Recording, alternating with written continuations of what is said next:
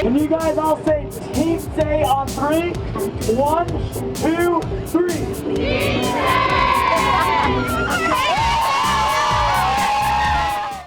Hi, I'm Marianne with Teen Say. Today we have an actor, director, and a producer. Wow. Stan Livingston, also known as Chip from My Three Sons, a long-running sitcom that he was on, a childhood actor, and the producer and host of The Actor's Journey for Kids and for Adults. How are you today? I'm doing great, Marianne. How are you doing? Good. We're excited to talk to you. Adopt a friend today. They give you unconditional love. What was your favorite line on My Three Sons as Chip? Or your favorite episode? I think my favorite episode, I'm obviously in it, but I thought the most creative idea, and because it was light comedy, it was an unusual show. The story revolved around Tramp, kind of going off on his own one day, and he goes to a construction site, and you know how dogs pick up sticks? He picks up a stick and brings it back to the house, except it's a piece of dynamite. Oh. He brings a piece of percussion dynamite into the house, and he drops it, and it goes down the stairs. Uncle, I think it was Bub back then, he sees it, and he throws it into the trash, and then somehow the trash goes over and Tramp gets it again. And this whole thing, it's actually, you're sitting on the edge of your seat because this dynamite could go off at any second. I just thought, what a great idea. Just the near misses of everybody coming almost into contact with this dynamite or doing something with it they shouldn't do, and it never goes off, of course. But yeah, that was probably my favorite episode. That was from the first year. How old were you then?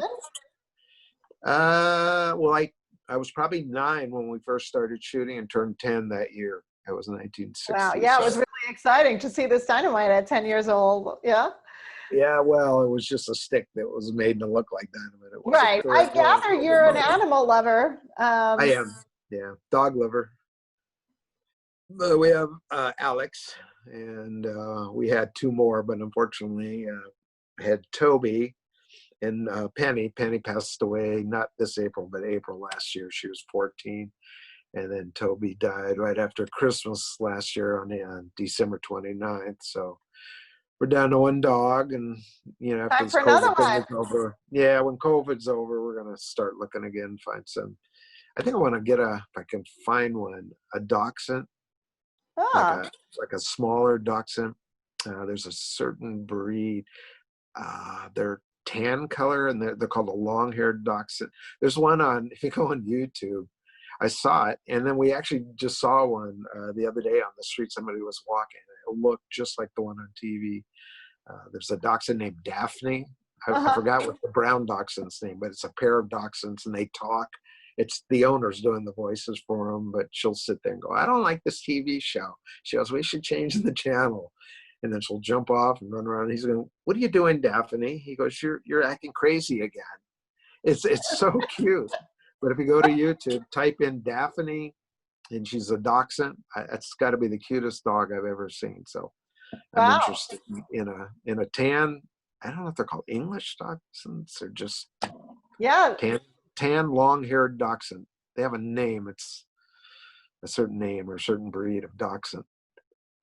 Well, how do those breeders get in touch with you? It's not about the money, but I don't really like buying from dog mills. I'd rather hope I find one at the pound, because that's a dog, really needs a home. I've never bought from breeders. Wow. These are dogs that if they don't get adopted. Well, they have things like they get offed. Yeah, like the Bichon Rescue, the Shepherd Rescue. So there might be like a Dachshund Rescue, and there could be. I don't know. Somebody gets a hold of me, I'll find out. But I've always gone to the pound or to rescue, and I've rescued quite a few dogs in my day. So I just feel that's the better way to do it. And some of these people are just breeding dogs, they could still end up in the pound too, because we have a purebred Maltese right now, and we didn't get him through a breeder. So, but however you want to get it, people want to get them through breeders. I'm not against that, but I think there's a lot of dogs that are in the pound.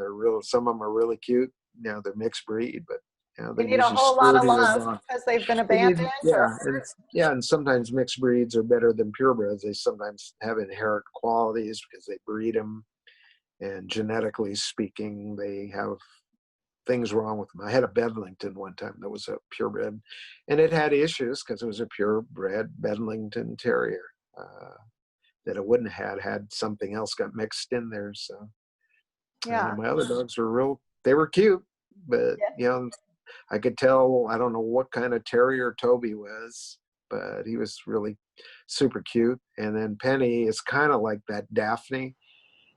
She looks like a Cocker Spaniel and a Dachshund got together. That's now that I looked more into Dachshund, I can see what she was.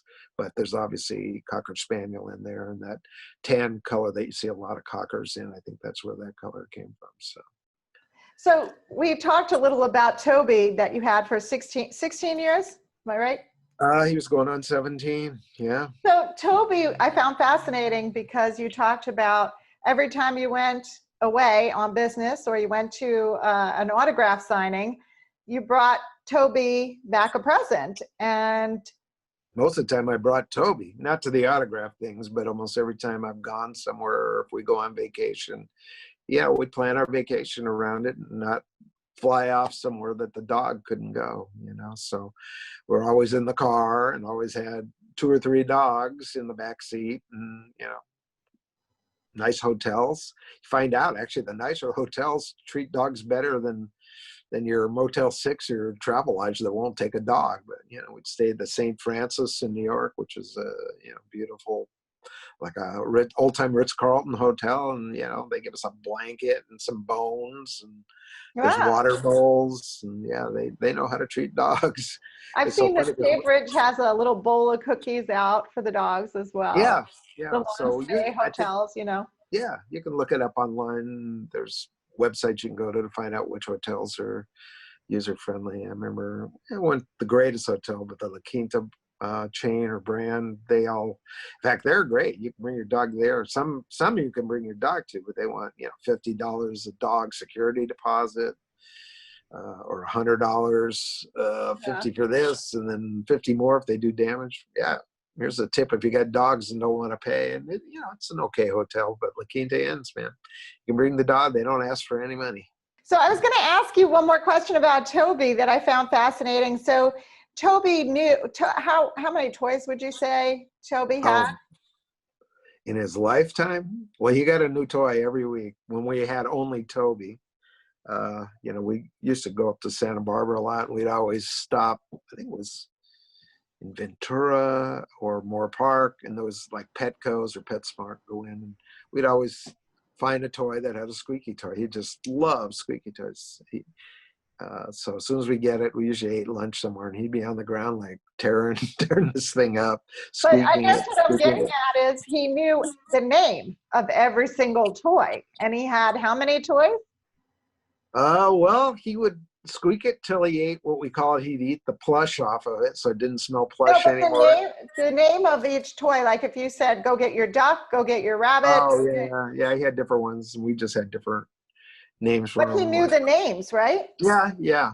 But he was only good for a week with that, and then he wouldn't touch it after that. He'd want a new one. So over the years, we'd throw them in I don't know what we had. We had some kind of chest that they all went into. And finally I said, you know, we should like do something with these.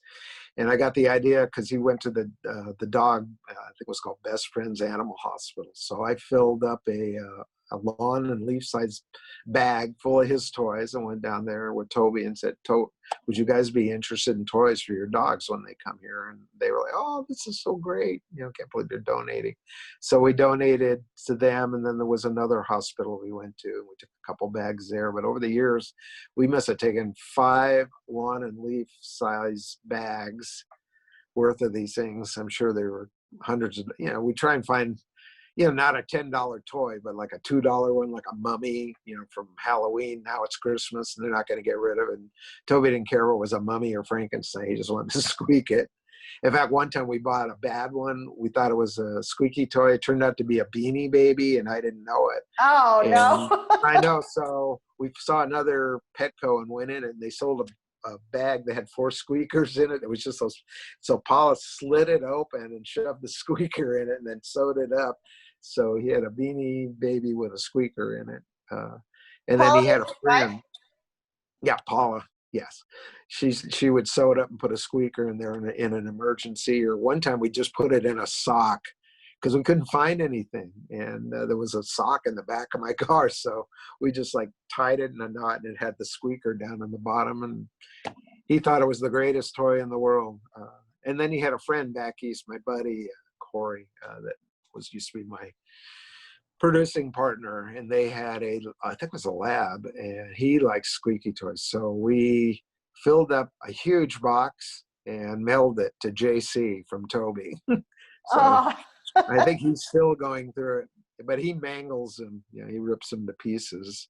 Where Toby, he just like to hear him squeak and throw them around, and drop it, and then run, and then come back and grab it again and throw it up in the air.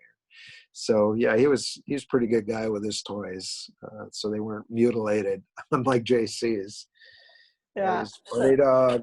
But then when we got Penny, she didn't want him to have toys, so she would take his toy. And because he was such a nice guy, he didn't go get his toy, and they didn't have a fight over it. And then I guess about 6 months after he had it, he wasn't interested in toys anymore. Yeah, you could buy it, and he wouldn't even look at it. Oh. And Alex is not interested in toys at all. So go figure. But Toby was interested in toys and squirrels in the park. We saw a squirrel, he'd want to run after it, chase it up the trees. So spent a lot of time running in the park with him. What kind of dog was Toby? Just a terrier of some sort, mixed breed. He looked like in Star Wars like an Ewok, when his hair was grown out. Right. He just like a fluffy white hairball, and he's pretty big though. He's like 30-pound dog. Penny, like I said, she was kind of this cocker dachshund mix, so she was kind of short and squat and Rubenesque in her figure, and she and Toby got along really well. They never attacked each other. And then Alex came, and then Alex turned out to be the alpha, so he wouldn't let anybody do anything unless he said so. Except for Penny. If he came near Penny's food, he would get torn to shreds. She didn't allow that. And Toby's like, whatever, you guys, you just easy going. Well, it sounds like Pluto. you're a great guy and a great dog lover. And I often tell people out there, our hearts have many little pieces in them, and many pieces for each dog. And each dog we love more. And, we just can't even imagine it. And that dog winds up loving us more than we thought, the other dogs. They all provide something, and you're doing a good thing if you adopt one, because you get them out of whatever situation they're in. And yeah, most of them are pretty good. I've had a lot of them. I've never had a bad one. So I always encourage people, to do that if they can. I mean, they give you unconditional love, so where else can you get that? And Toby was really good. He sat with me that whole 5 years I edited. He was on the couch right next to me watching the monitor, and sometimes he'd fall asleep, but if I was there all night long from usually about 11 o'clock till 5, 6 in the morning, he'd be right next to me. Then when I finally stagger out of there and go to bed, he'd come in the bedroom and go to bed at the end of the bed. But yeah, he do you have a picture of Toby in your office that you could show us? Toby? Oh. You can see he's that white Ewok, and that was that was mini Toby. And I see that actually says his dates. Did you send that out to people? Yeah, I made it. It says Toby Livingston, September 1st, 2003 to December 28th, 2019. So did you put that up online? No, I may have had it up when he passed away. I think I felt like saying a few words about him, and here is Miss Penny. Oh, wow. So cute. Look at those ears. Yeah, look at those ears. Yeah, she looked like she was a character. Yeah, it's the kind of ears, as I say, like a dachshund has, but she just had more fur on them, but they were heavy. Some dogs, their ears, like Toby's, just small, and they would flip over a little bit, but the hair, you can tell, her ears must have weighed like a pound each, and they hung way down. So Yeah, Did she you was dress really, them up in dog costumes? occasionally they had a Halloween costume a couple times. Usually when we go to the hotel in San Francisco, it was funny because it's cold up there because we always used to go in November, December for Christmas. It's real pretty there at Union Park. They have the Christmas tree and we'd walk around with them. But at San Francisco, it also rains a lot. So back then we only had the two of them, but they had those yellow rain slickers. And I Uh-huh. put them on and then walk them through the lobby, and everybody was, cracking up when they would see these two dogs, their hood on and their yellow, rain jackets on, Boots take too? them across the street. Huh? Boots too? No boots. No, those are too much trouble. But they look like quite a pair. It looked like a Oh, husband and wife going out the door, and people be in the bar and pointing at them. That was the cool thing too about that hotel. You could go into the bar with your dog. Like one time, Paul and I were sitting in there, and he was on the floor, and we ordered drinks, and we're like sitting there, and then we picked him up. We're like petting him, and then there was a Christmas tree back with us, and some guy came out. He said, "Hey, you want me to take a picture of you guys?" And we said, "Yeah." So we gave him the camera, and he took a picture. And then when we looked at it, hey, this is perfect for the Christmas card. It's us and Toby, and we got this Christmas tree, all lit up with bulbs on it in back of us. So I don't remember what Christmas it was, but yeah, we used that as the picture. And then I, in Photoshop, put a red bow on Toby with like a green bow on it, like a red ribbon and green bow.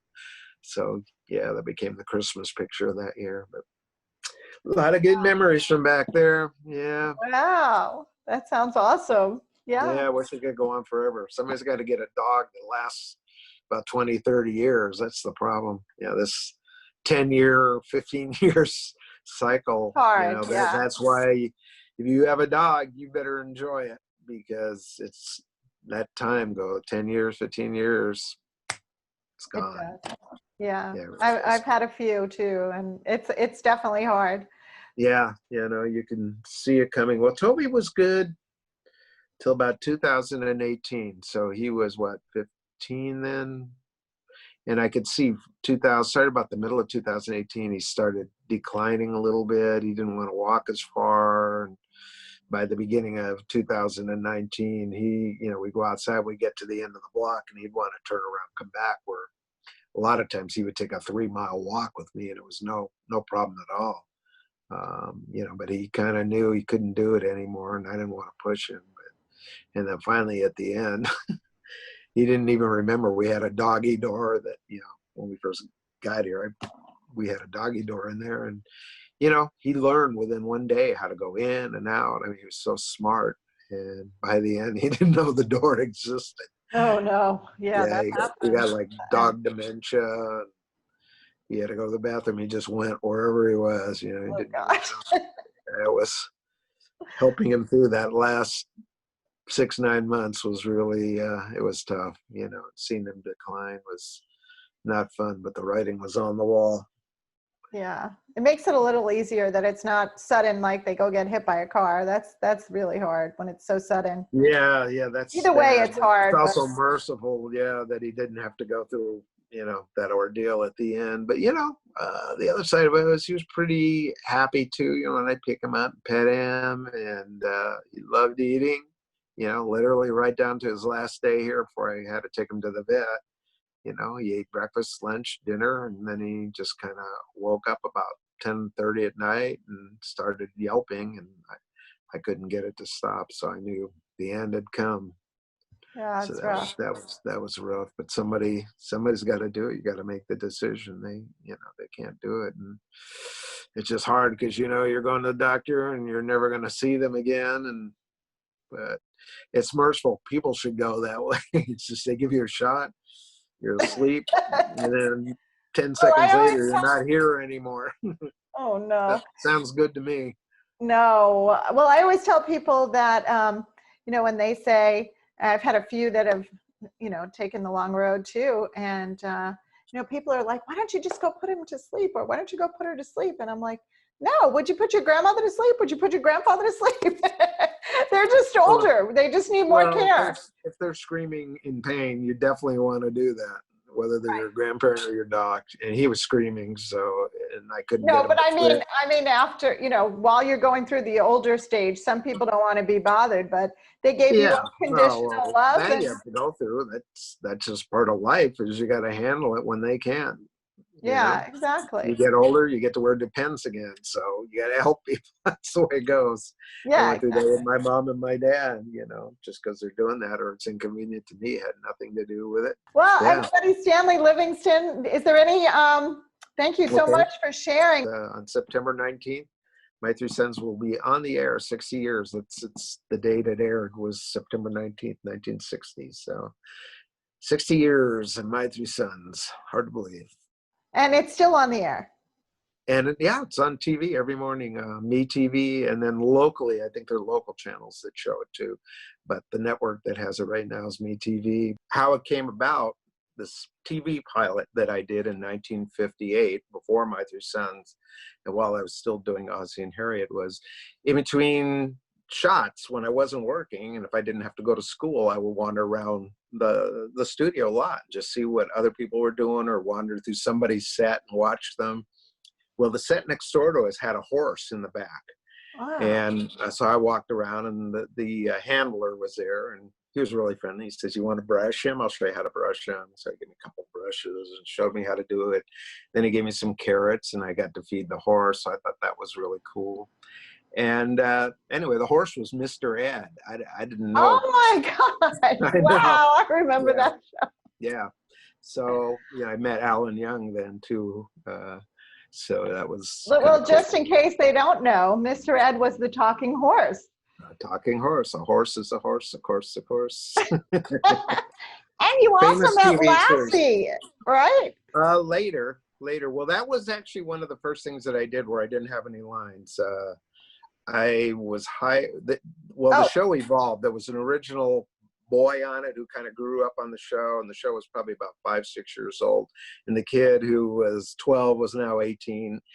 And they kind of wanted to move off and bring a younger kid on. And so it's called the transition episode. And so they brought in new people, which is John Provost, played Timmy. And it was the episode where the Tommy Reddick character, I forgot what his name was on the show, but he was leaving. And he leaves Lassie, lets Timmy have Lassie so he can continue to live. But Timmy doesn't like the farm, doesn't know if he's going to like it, and he runs away. And I don't remember how he gets in the water. I think he falls off a bridge or something, and he's out in the middle of a pond with this bridge or something, and he's flailing around and drowning, and Lassie sees him. Well, that wasn't John. That was me out there in the water flailing around and pretending like I was drowning. So that was one And of my we know first you had swim lessons, so you I definitely had weren't swim drowning. lessons.